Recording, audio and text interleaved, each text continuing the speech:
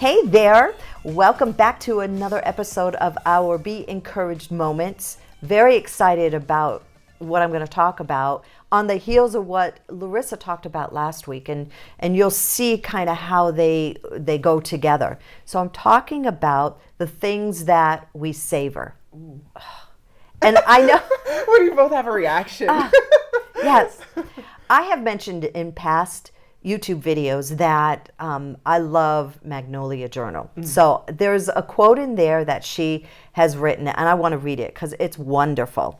It says, "With a pace promising something better on the other side, it's easy to miss the ordinary, the unhurried, unexpected, and underwhelming parts of life, turned extraordinary through a gentle pause." See, I told you it was going to connect with last week. Take a moment. An intentional yield invites life's best to linger, to sink in, and center us. These are the moments that carry magic worth weaving through the rest of our days. And you know what? That is so true. Mm-hmm. So the question is, what do you savor?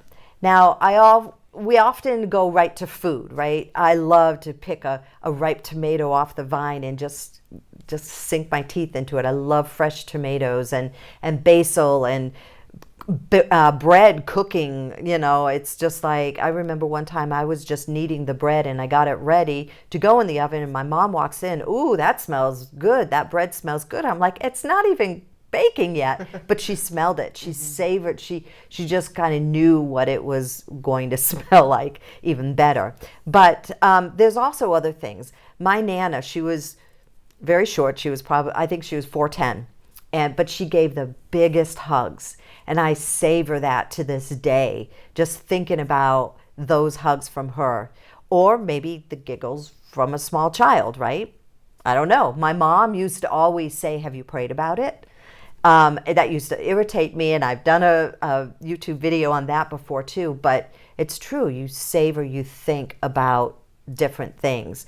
What about when you're coming home from vacation? Now, maybe she won't say this, but sometimes you're exhausted. You just want to go home. It feels good to be home. So when you get close to home, the street that you live on, there's just something peaceful about that, if you're in a good situation. So, giggles, puppy kisses. Yes. Oh, yes. Larissa has a puppy. She's growing up, but those puppy kisses, there's nothing like it. And just playing and savoring the time with that, or even birds chirping in the morning. I love that. I don't want to get out of bed. I'm just like, Tim will talk, and I'm like, shh, shh, quiet.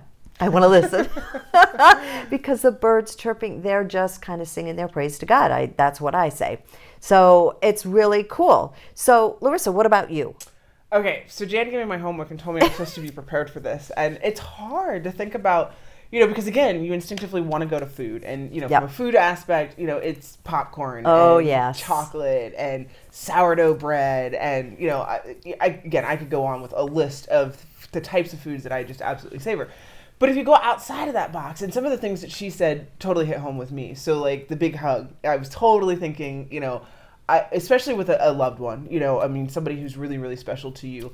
So, a big bear hug from my dad, I savor those. Absolutely. Long talks with my mom, just being able to just ramble. Obviously family is huge to me. So I savor my family as a whole, any of them, all of them, for different reasons. And obviously my daughter is going to be a huge factor of that. Her smile, her laugh, her innocence.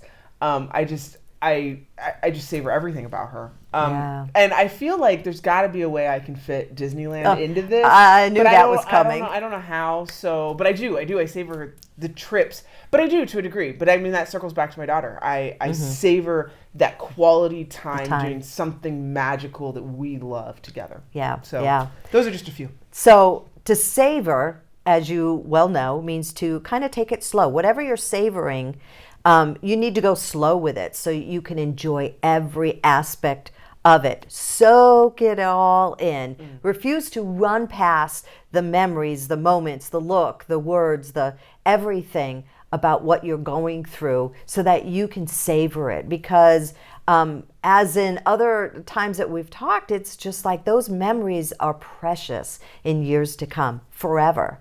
And that's pretty cool. So another thing that Magnolia Journal said is to find the honey in the hollows of life. I love that. Sweet to the taste, balm for the soul. It's just like all of that. You've got to find what that is. If you're stressing to try to really can't figure out what you do savor other than some food, maybe you just need to take time and to just find that honey in the hollow of life, in your hollows of life. What does that mean to you? Catch it as it passes by you. Don't let it pass by. Catch it. Reel it in, do that fishing thing. Let it linger a little bit. And then let it remind us of what life really is all about. What you do matters not only to you, but it trickles down to, like with Larissa, to her daughter. Her daughter, all the memories they have, her daughter is also going to be remembering them for the rest of her life. And that's a really beautiful thing. As a mama, we want that. We want to savor the times with our children. So be encouraged. Savor the things that are most important to you, be it food, be it children, be it puppies. Just savor those times. Don't miss the ordinary, because even the ordinary is extraordinary. Oh, I heard that somewhere. That was good. I like that. Be thankful in all things. I say that all the time. Just a heart of gratitude and be thankful. And just think about that. Savor this video so that you can move forward and just have a smile, have a great day in Christ. So thank you, as always, for joining us for our Be Encouraged moments.